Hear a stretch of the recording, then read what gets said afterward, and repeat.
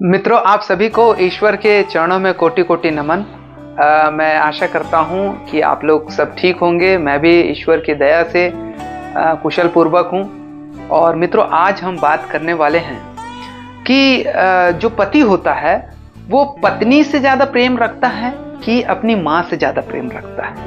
ज़्यादातर इस प्रश्न पर बहुत सारे सवाल उठते हैं कि क्या पति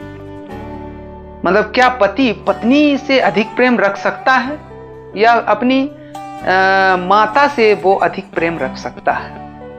तो हम यहाँ पर बहुत सारी बातों को विश्लेषण करते हुए, अध्ययन करते हुए इस बातों पर पहुँचते हैं कि इस विचार पर पहुँचते हैं कि पति जो होता है वो पत्नी से अधिक प्रेम रख सकता है, लेकिन पति एक ऐसे पति भी होते हैं जो अपनी माता से अधिक प्रेम रख सकता है।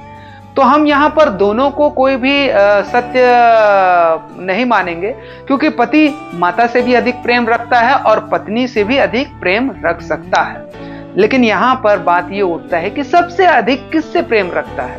तो यहाँ पर हम देखते हैं कि कभी कभी ऐसी बातें भी उठती हैं कि जो पत्नी है वो पति को उसकी माता के तरफ भड़काती है या भरमाती है या कुछ गलत बातें बताती है, ताकि उसकी माता और उसके बीच में कटु विचार पैदा हो। और वैसे ही माता भी अपने बेटे को भड़काती है उसके बहू के प्रति, ताकि उसके बहू और उसके बेटे के बीच में कटु विचार पैदा हो और उसकी माता को अधिक आकर्षण मिले, ध्यान मिले, प्रेम मिले।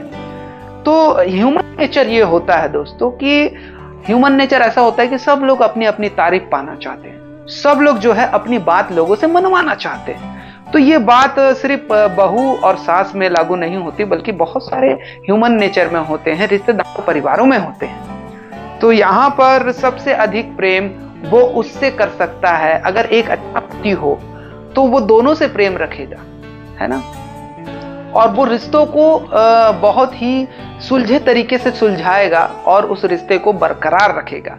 लेकिन बहुत सारे पति ऐसे भी होते हैं कि वो सिर्फ अपने पत्नी से काम चलाओ मतलब चल जाए और किसी और से किसी से रिश्ता ना हो, या किसी के पास जो है वो मतलब जा करके ये सब हालचाल नहीं सुनाते हैं। वो सिर्फ अपना राय देते हैं, अपना ओपिनियन देते हैं।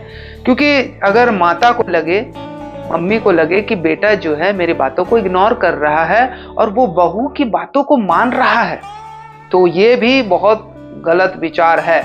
तो यहाँ पर तीनों का हम विश्लेषण करने के बाद ये पता चलता है कि तीनों को अपने जगह बराबर सही रहना चाहिए। तब ये जो है पति जो है पत्नी से भी उतना प्रेम रखेगा और माता से भी उतना प्रेम रखेगा। ज्यादातर लोग यही होते हैं, ज्यादातर लोग ऐसे बोलते हैं कि बेटा तू मुझसे प्यार नहीं करता, जब से बहू आई है तू उसी के पीछे उसके क्या बोलते हैं बीवी के पल्लू से बंधा हुआ है, ऐसा बोलते हैं। और अगर मम्मी से ज्यादा प्रेम रखेगा तो पति जो है, पति को लोग बोलेंगे कि तू अपनी माँ के पल्लू से बंधा हुआ है, बीवी का ख्याल नहीं रखता है। तो यहाँ पर सबसे अच्छा जो विचार विमर्श हम करते हैं कि पति सबसे ज्यादा प्रेम किससे करता है, तो यहाँ पर नाम आता है पत्नी का।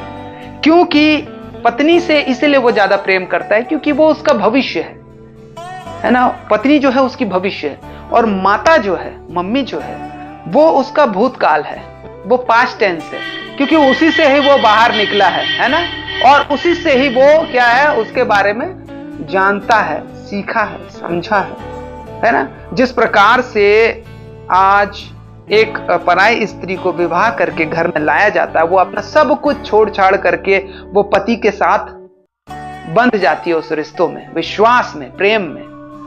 तो अगर पत्नी का और उसकी मां का रिश्ता बिगड़ रहा है तो ये पति की जिम्मेदारी है, पति को ठीक करना है। पति को उतना ही प्रेम करना है अपनी पत्नी से जितना उसे चाहिए, मतलब पत्नी को देना का हक है जितना उसे चाहिए। और माता को भी, पति जो है अपनी मां को भी उतना प्रेम करे जितना उसे प्रेम चाहिए, यानी कि दोनों को बराबर ही दे, क्योंकि माता दोबारा नहीं मिलेगी, और पत्नी भी दोबारा नहीं मिलेगी। लेकिन कुछ लोग बोलते हैं पत्नी को तो हम त्याग दे करके दूसरा शादी कर सकते हैं, लेकिन ये गलत है। तो यहाँ पर मैं यही बात को कहना चाहूंगा कि सबसे ज्यादा पति जो है वो पत्नी को ही प्रेम करता है। वो एक शारीरिक प्रेम तो झलकता ही है, लेकिन एक अपनापन जो प्रेम होता है वो माता के साथ अटैच रहता है। जब भी कोई तकलीफ में पड़ता है तो बेटा जो है माँ को याद करता है, पत्नी को याद नहीं करता। तो अंदर से तो वो अपनी माँ से जुड़ा हुआ रहता है, लेकिन बाहर से वो अपनी पत्नी के साथ रहता है। और जो अच्छा बेटा होता है, अच्छा पति होता है, वो सिर्फ ये चाहता है कि उसकी पत्नी भी खुश रहे, उसकी माँ भी खुश रहे और इन दोनों के बीच में अच्छा रिश्ता हो।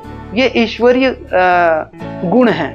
अगर ऐसा गुण हर किसी पति में हो या हर किसी बेटे में हो तो ये बहुत ही अच्छा है। तो आज हमने सीखा कि पति को कितना प्रेम पत्नी से करना चाहिए और अपनी माँ से कितना प्रेम करना चाहिए, और दोनों में ही बराबरी होना चाहिए, क्योंकि दोनों से ही परिवार बन करके मिलता है और परिवार में शांति बनी रहती है। तो इस बात को याद रखें और हम नेक्स्ट वीडियो में अलग चैप्टर को लेकर के, हम अलग विषय को लेकर के हम बात करेंगे। तब तक के लिए ईश्वर आप सभी को आशीष दे। नमस्कार, गुड बाय।